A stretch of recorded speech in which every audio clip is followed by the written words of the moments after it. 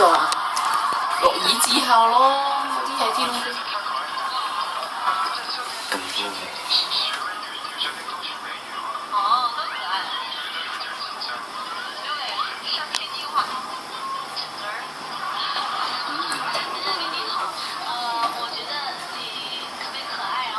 一路飛過嚟。哇！仲有咁多嘅？哦，型啊！世界末日啊！係咯，有時咧成大班咧，你就覺得好易用，即係嗰啲唔知係點講。有時嗰啲動物係最先知嘅，有時發生啲乜嘢嗰啲。不過好少啫嘛，其實。有啲易用，依家梗係少啦，就係話如果係成排嗰啲咧，你就覺得有嘢發生㗎。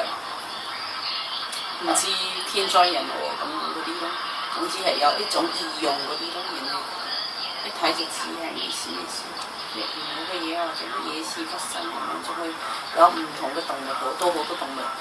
你唔好睇以前地震之前就好多螞蟻搬家，成大棚螞蟻喺度，好快喺度滾窿圈，就係螞蟻搬家嗰啲就係動物有些咩雞飛狗走嗰啲咧，總之係嗰啲異常嗰啲景象就係有唔知有。